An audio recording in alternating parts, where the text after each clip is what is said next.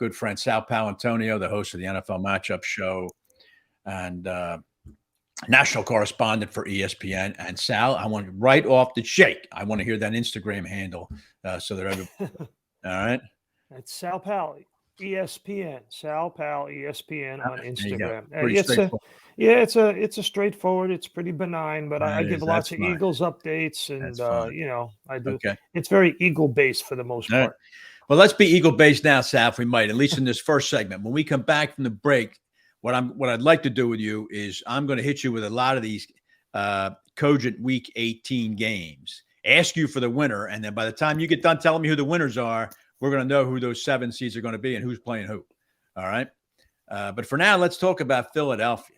Give me your opinion of the game against New Orleans and what type of psychological bruising now have the Eagles sustained?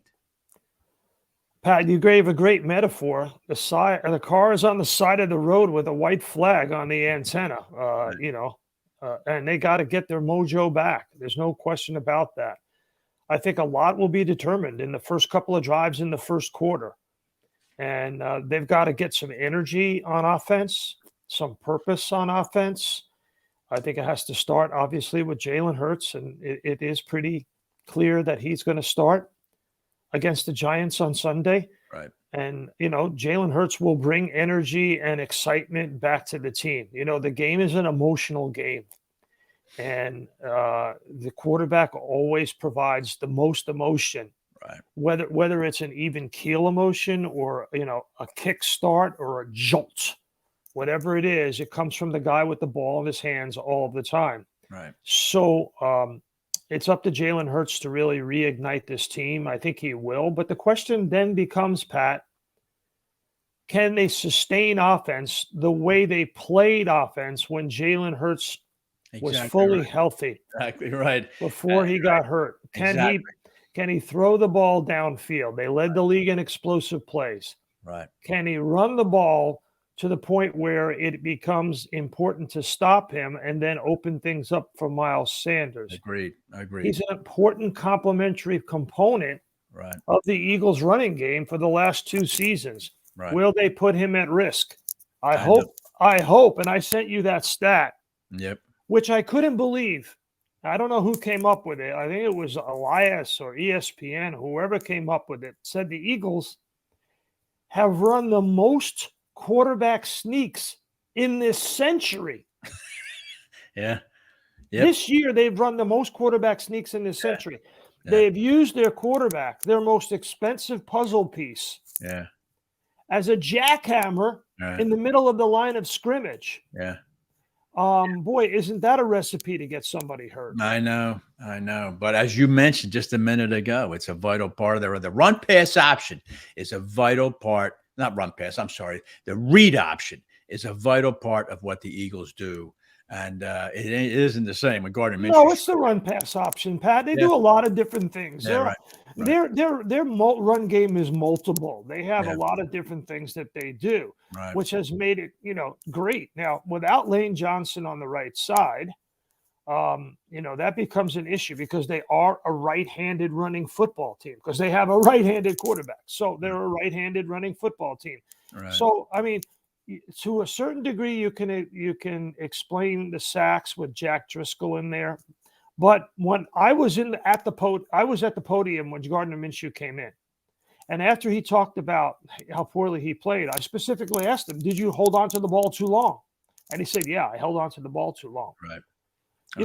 You can solve this problem with 4 words, Pat. Hut, ball out. That's it. All right. Talking about mojo, Sal, how much do you lay, if any, at the feet of the play calling? The fact that Miles Sanders had only 1 carry in the first half. It was 2 carries, Pat. It was 2 carries in the first half for 9 yards. Right. Okay. Right. I mean, come on. Yeah.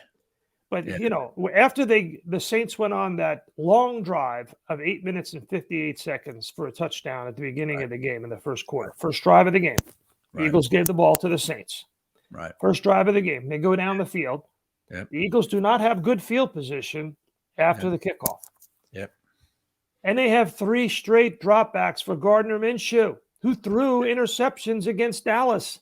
Yeah. I mean, you Yeah. got a Pro Bowl running back. Yeah. You got to go heavy and just go right at. You got to make Cam Jordan think, okay, well, I'm going to get a mouthful of Miles Sanders all game long. Yep. Yep. And I'll tell you, Sal, I think with Sunday's game, the Giants may rest a lot of guys, but the 4 guys who are not going to be resting are whoever's playing defensive line for the Giants. These are guys who might not have played much this season. They're going to be motored and ready to go. I think you're going to see a major dose of Sanders and the other Eagle running backs on. And Nick Sirianni acknowledged as much. He understands the mistake that was made there. He put that on himself. He gets it. But it's a little too late. Now they're in a must-win game. So how do they get the mojo back? I'm going to answer the question for you, Pat. You got to win the game. That's there you go. There you go. Well, I want you to answer it. You got to win the game, Pat. I mean, it doesn't really matter how you do it. Whether Jalen Hurts is thrown to the tight end or throwing 80 yards down the field to A.J. Brown, or whether or not Miles Sanders gets 30 carries and Gainwell gets 20, whatever it is, it must be a win. All right.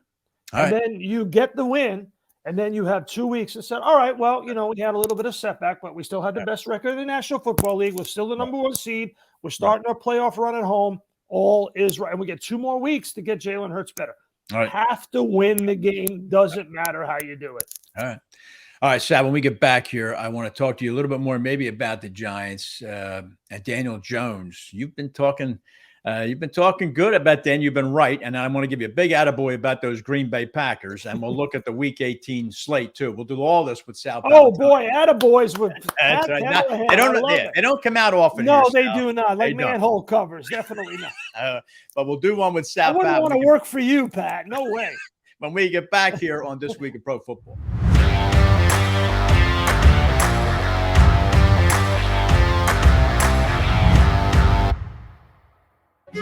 Welcome back here This Week in Pro Football. Pat Callahan hosting here on JAKIB Sports. You can follow me on Twitter at TWIPF Pat. Follow the station at JAKIB Sports. And great to have Sal Paolantonio joining us. You can follow Sal on Instagram at Sal at ESPN. Did I have it right? Sal Pal, ESPN. Sal Pal, ESPN. Okay. I just wanted to go to you into saying it again. That's all right. You got it. All right. Let's talk for a minute about the Giants, Sal, if I might. And you had been talking intermittently throughout the year about Daniel Jones. And I bring it up because you've also said during the year that the one of the major impetus for Jalen Hurts' success has been the way he's cut down on turnovers. Well, Jones has done the same thing. Is he the major reason, in your opinion, why the Giants have turned it around this year? Oh, without a doubt, he is the major reason. There's no question about it. He leads the NFL, Pat, in interception percentage. So Hurts is second, and that guy Tom Brady is third. Yeah. So there's a major reason. He only has 8 turnovers this season, Pat. Yeah. It's on pace to be the fewest in his career. He had 23 turnovers as a rookie. 16 turnovers in 2020, 10 turnovers last season. Yeah. He has career highs, don't forget, in rushing attempts, rushing yards, and rushing touchdowns, Pat. Yeah. And he's been on the field for all 16 games. There's only been 11 quarterbacks that have been on the field for all 16 games. Yeah. And you look at the list, okay, Patrick Mahomes going to the playoffs, Josh Allen, playoffs, Burrow, playoffs, Brady, You're playoffs, exactly right. Playoffs. Exactly. Justin Herbert, playoffs. Geno Smith knocking on the door. Kirk Cousins, playoffs. Yep. Trevor Lawrence, playoffs. Jared Goff knocking on the door. Pat. Yep. Every single one who started every game is either in or is could get in this week. That is not a coincidence. It's not a coincidence. There's only 11 of them, and it's not a coincidence. It certainly is not. Yeah. So the Giants, I give the Giants a lot of credit. I give Brian Dable a lot of credit for the way the Giants have. It looked like they were going to skid off the road there after they opened up 7-2, but they got the ship righted with that. Even actually with the tie against Washington. Well, it goes back to what we have talked about on this show. You mentioned it. If your quarterback is not turning the ball over, and if he is on the field available for you, this is a year where we've had 64 different starting quarterbacks.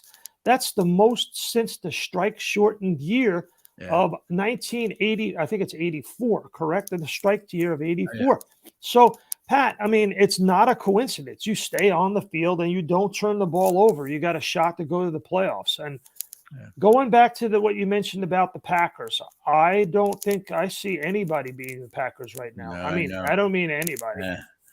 I know, isn't it something? I mean, and I a word too before we get to these games, too, Sal, about Tom Brady. Brady has had, even though statistically he's held up quite well, but still, he didn't have a Tom Brady type year. And then all of a sudden, boom, he found a phone booth. Out, off goes the uniform. On comes the blue S, or the blue uniform with the S on it, and he just goes berserk, beats Carolina. Tampa Bay is in the playoffs. Him and Aaron Rodgers, they arrested that story that all the old guys were failing this year. They both really stepped up at the end, didn't they? Yeah, and the Packers on defense have 8 interceptions in the last 3 games. Yeah. So, 8 turnovers in the last 3 games, 8 takeaways. And as for Brady, 45 years old, has the most pass attempts in the league at age 45. Yeah. If he just had a little bit of help, Pat, little bit of help, they'd have 12 or 13 wins, Pat. Well, we'll see. We'll see. Dallas is going to have to go there, Sal. We'll see.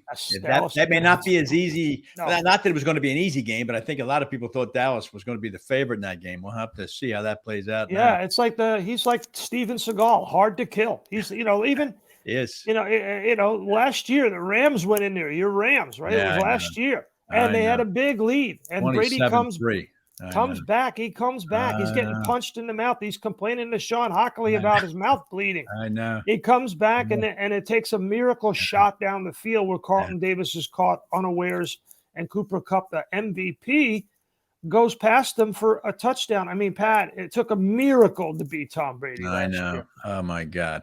I am aware of that. I'm very aware Pat, of that. Dallas at Tampa. Yeah.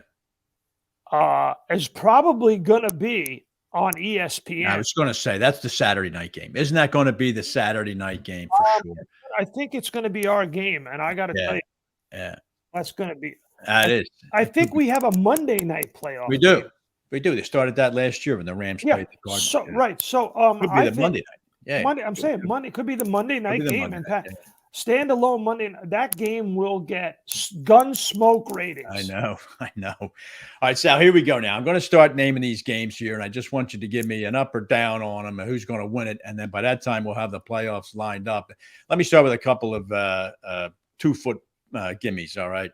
San Francisco hosts Arizona. If San Francisco wins, they clinch the 2 seed. Yeah, I mean, Brock Purdy, you should watch Brock Purdy. In fact, our show, the ESPN matchup show, or the NFL matchup show that's on ESPN that I've hosted, Greg Cosell has a great piece in the show about Brock Purdy on third down, on the money down. He has been veteran-like in his decision-making and accuracy. Brock Purdy gets it, and you should hear the way those players talk about Brock Purdy. Isn't it, though? Isn't it amazing, Sal? I mean, the last player drafted, and the multi-millions the NFL spends on scouting. Here's the last player drafted, and he's multi-millions they spend on scouting, and they couldn't get it right on this guy. Couldn't get it right on Tom Brady. He was the 199th pick. And you look at Zach Wilson, second player picked in the draft, just sent home by the Jets. Sent home by his coach, telling him, "Go figure out if you want to play football." Oh, my God. It's amazing. All right. Minnesota at Chicago doesn't really matter. Minnesota is going to be the 3 seed if San Francisco wins. All right. Later on Sunday, Seattle hosts the Rams. Obviously, the Rams have the golf clubs in the trunk. Seattle will play, Sal, because they have the benefit, I guess, of Green Bay and Detroit not playing at the same time. So Seattle will be all out. Any chance the Seahawks stumble here? No. I agree. Okay. So then the Detroit Green Bay game, then with Seattle winning, Detroit is eliminated. So is there any chance you see Sunday night that the Packers go out for Old Lang Syne and give Green Bay a hard time? I'm sorry, the Lions give Green Bay a hard time. Oh, no, I don't. I really don't. I mean, Dan Campbell's, he's totally commited, body, soul, and mind to the game. There's no question about that. He's a special guy. So they'll play hard for sure. But the Packers are just too talented, Right. and the quarterback's, on a mission now. They are You're on a right mission. about that. Packers are on a mission is a good way to put it. They appear to be that very much. And as you've been pointing out, Green Bay goes in as the 7th seed. They're going to go to San Francisco. They much would have preferred to go to Minnesota, but they're going to go to San Francisco. But the way I look at that, Sal, you got Aaron Rodgers against Brock Purdy. Boy, that's a lot of pressure to put on that kid in a playoff game. But, well, the Packers defense is playing really well. They're taking the ball away. So yeah. I expect, we're getting ahead of ourselves. I know. It's called This Week in Pro Football. Right. That's fair enough. Let's go to the AFC, Sal, where, again, the 7th seed is at stake. And it starts, though, with New England. New England has the inside track here. If they can beat Buffalo on Sunday, they are in. If they don't, then it opens the door up for first Miami and then Pittsburgh. Tell me how you think all that sorts out on Sunday in the AFC. It's a great unknown, Pat. In watching the press conferences Thursday, it's pretty clear that the team is pretty emotionally affected. Yeah. Football is a game of the heart, as Marty Schottenheimer once very famously said. Yeah. You got to it's what we love about the game. You have to get physically prepared to play. You got to get mentally prepared to play, because the game is, a very difficult chess match. And then you have to get emotionally ready to play.